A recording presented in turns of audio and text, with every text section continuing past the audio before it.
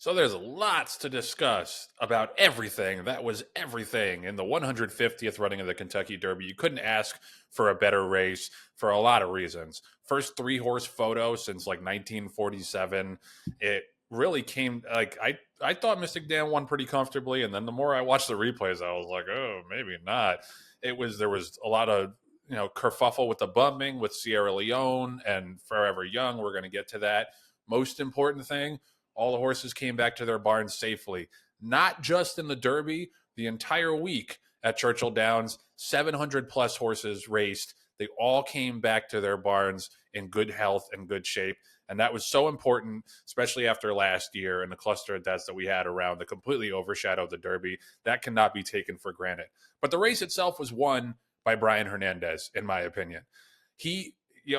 There's just something about these New York jockeys, and shout out to Tom Bellhouse of West Point who mentioned this. He was like, the Churchill jockeys, the Kentucky Churchill jockeys, they just are not scared of the rail whatsoever. You go to Calvin Burrell, Corey Lannery, Brian Hernandez, Julian Leperoux, these guys glue themselves to the rail and hope to get through. It doesn't always work out, but when it does, it's the difference between winning and not winning the Kentucky Derby. And for Brian Hernandez to jam that horse through just inside of Track Phantom going into on the final turn, I mean, that was just remarkable to watch. And it's what's so exciting. It's what we love about racing. It's just the dynamics. I was doing a TV spot on Friday, and they asked me basically like, how, what makes the Kentucky Derby so exciting? And I, mentioned the pomp and circumstance and the pageantry and the crowd and all that stuff.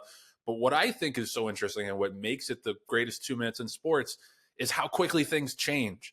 Like a million different moves being made. You have to have such quick reflexes. The horses have to be so athletic in a 20-horse field. Like, it just is fascinating to watch. And it sometimes is the most over scrutinized and over discussed race in all of the sport. But when you get a result like that, winning move like that, I mean, John, where do you even begin? Well, I'm looking at it, Joe, also from an analytical standpoint. And Mystik Dan, there was a statistic that I can't remember who to attribute it to, but basically, Mystik Dan ran like 63 feet more than the actual mile and a quarter distance, which is like minuscule, like nothing more than what he was supposed to run. That's how easy his path was as far as being stuck to the rail. And the other horses that finished second and third, respectively, ran like 200 more feet than Mystik Dan. Well, that makes a big difference when it's a nose and a nose between third place and first place, not to mention the bumping and jostling that was going on. So again, credit Brian Hernandez for two things. One is that he took the shortest path around the racetrack. But Joe, if you watch the race was really won, in my estimation, going into the first turn and around the first turn, because the horse being Mystik Dan, broke well, beat Sierra Leone and Dornoch to the rail, and then kind of sat there. And it was almost like the horse had like a protective bubble around him where he wasn't getting bumped from anybody on the outside. The two horses or three horses that were in front of him were not only not like right on his nose, but weren't kicking back any dirt into his face either. When you look at the winner's circle picture of Mystik Dan, he is clean, completely clean. Like, he didn't have one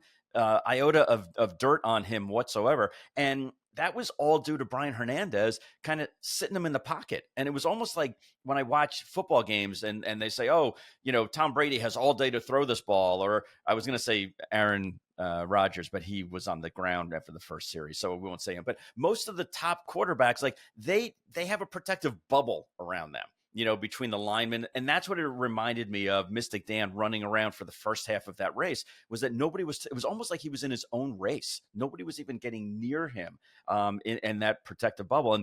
And to me, those two things really stood out as far as Mystik Dan's victory. The other thing is that he didn't have to deal with any of the bumping and grinding that was going on between the second and third place horses. That greatly affected their ability to make up that small distance. And you look back at most races and you say, well, this horse was going to win no matter what.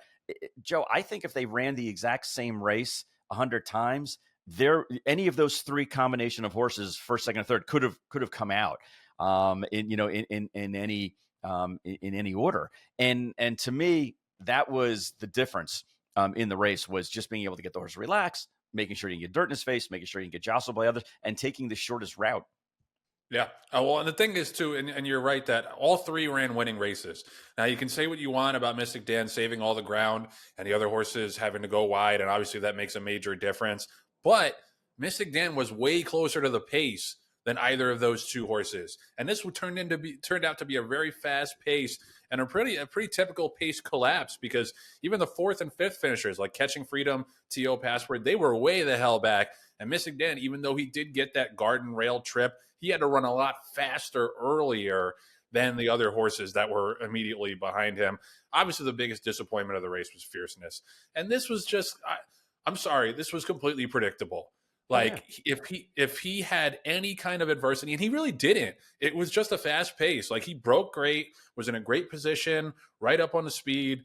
He just is one of those horses who needs everything his own way. I think it's obvious at this point. And that was the major disappointment. I felt like everybody else kind of ran their race, except for, of course, my pick, Just a Touch, who ran last. However, we won't talk about that. I think, fierceness was the major downer of all the horses. I mean, the other huge storyline was the bumping between Forever Young and Sierra Leone, as you mentioned, and the fact that there was no inquiry sign posted.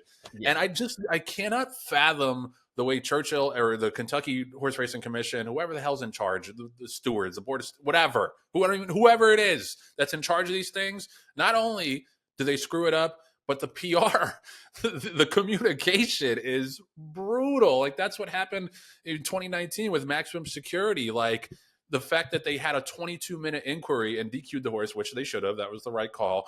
But then they go up there and don't answer any questions about it. Like, you would have thought that they would have learned from that mess and had a better explanation for this. And they basically said, like, oh, they were reviewing the race as they typically do, and the jockeys didn't claim foul, so blah, blah, blah. Like, just post the inquiry sign. Right. Just let people know that you're looking at it. Right. You can argue over whether or not there should have been a disqualification. I think there should have. I thought Sierra Leone came in several paths on Forever Young, and it wasn't 50-50 contact. But you got to at least post the inquiry sign and tell people that you're looking at it. And it's just staggering to me that they were unable to not step on this rake, as I like to say. Yeah, and Joe, if for no other reason, you would think that they would, in a race of this magnitude, with 20 million people watching the race, you would, or watching the broadcast. I think that what they say, 17 million actually watched the race, which is phenomenal, a new record. Yeah. You would think that if for no other reason, I'm going to try to make sure that we get this race absolutely spot on, so that we've looked at it, we've reviewed it, and we know in good conscience that there was no problem. Okay.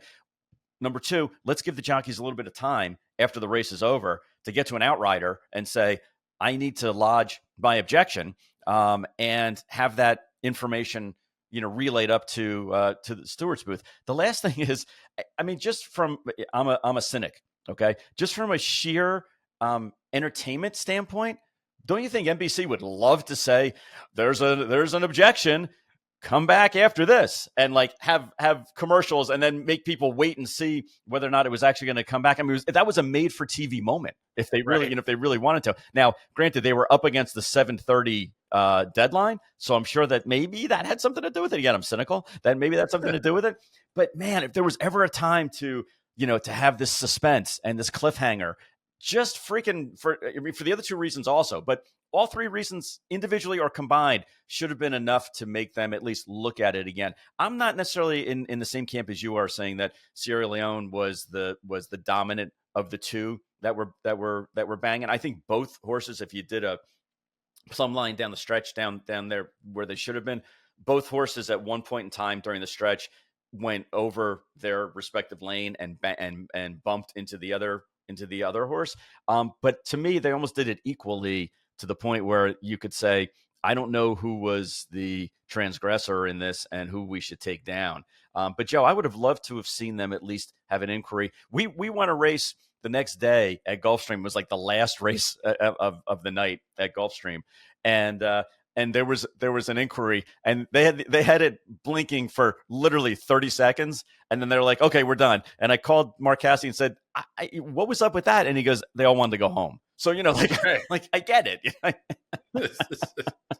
Yeah. They're humans, Yep. Yeah. I mean, listen, like, obviously there can never be a Derby without controversy, but it was the right kind But of controversy. that's exactly. It was racing controversy. It wasn't. Right. It wasn't outside of the scope of what was going on. Yeah. Right. Ultimately frivolous. Like, yeah, maybe the horse should have been DQ'd from second to third, and maybe he got cost some money for that. But in general, like, this was a great day for racing. You mentioned the record numbers almost of viewers, over 17 million people. There was like a 27 share or something, which was is just a remarkable rating for a horse racing event. It was a great broadcast, obviously. As I said, all the horses came back safely. It was a great story with Kenny McPeek and Brian Hernandez. We'll get to that a little bit more when we talk about the Oaks and the rest of the undercard races. But overall, like, I had several people who are not racing fans text me after, like, holy shit, that was an incredible race. Right. I think horse racing is actually kind of lit. You know what I mean? Exactly. Like, that was like, I love seeing that. And it's just, you know, in a world where we've gotten just inundated with negative headlines about the sport over and over again, especially for like the past 5 years or so, it was awesome and very cathartic to have a day where the best of the sport was on display. And there was nothing, there was no downer, there was no damper on it. Right. We got to show why we love this sport so much. And shout out to the horses and the jockeys and everybody who put on that show, because I think the sport is much better off for it. It was an awesome day. Yeah. And Joe, we hit record highs in viewing, the overall share. $450 million was wagered on Derby week, which is an all-time record. And you know what wasn't discussed? Bob Baffert was not mentioned. Amazing. It's amazing that the sport went on without him. I can't believe it. We woke up the next day and the sun rose, and we didn't have to deal with any of that nonsense. Now we're in for 2 weeks of nonsense coming up with all the Baffert discussion. But I thought that was the biggest takeaway for me on NBC's coverage, was the fact that they didn't even acknowledge that situation at all. And I think that was a great decision by them, because why have to answer questions for the guy who's not there?